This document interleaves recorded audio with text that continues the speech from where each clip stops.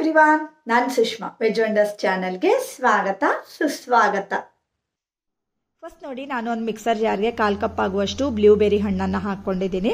ಹಾಗೆ ಇದಕ್ಕೆ ಅಮೂಲ್ ಫ್ರೆಶ್ ಕ್ರೀಮನ್ನು ಒಂದು ಅರ್ಧ ಕಪ್ನಷ್ಟು ಹಾಕ್ಕೊಳ್ತಾ ಇದ್ದೀನಿ. ಇಲ್ಲಾಂದರೆ ವೆನಿಲಾ ಐಸ್ ಕ್ರೀಮ್ ಇದ್ದರೆ ಅದನ್ನು ಕೂಡ ಹಾಕ್ಕೊಳ್ಬೋದು. ಮತ್ತು ಇದಕ್ಕೇನೆ ಈಗ ನಾನು ಒಂದು 4 ಚಮಚ ಆಗುವಷ್ಟು ಸಕ್ಕರೆನ ಹಾಕ್ಕೊಳ್ತಾ ಇದ್ದೀನಿ. ಸಿಹಿ ನಿಮಗೆ ಎಷ್ಟು ಬೇಕು ಅಂತ ನೋಡಿಕೊಂಡು ಸೇರಿಸ್ಕೊಳ್ಳಿ. ಹಾಗೆ ಒಂದು ಸ್ವಲ್ಪ ಕೋಲ್ಡ್ ವಾಟರನ್ನು ಹಾಕ್ಕೊಳ್ತಾ ಇದ್ದೀನಿ. ಇದರಲ್ಲಿ ತುಂಬ ಆ್ಯಂಟಿ ಆಕ್ಸಿಡೆಂಟ್ಸ್ಗಳಿರ್ತವೆ ಫ್ರೆಂಡ್ಸ್ ಬ್ಲೂಬೆರಿಯಲ್ಲಿ. ಇದನ್ನು ಮಿಕ್ಸಿಗೆ ಹಾಕಿ ನೈಸಾಗಿ ಈಗ ರುಬ್ಕೊಂಡು ಬರೋಣ.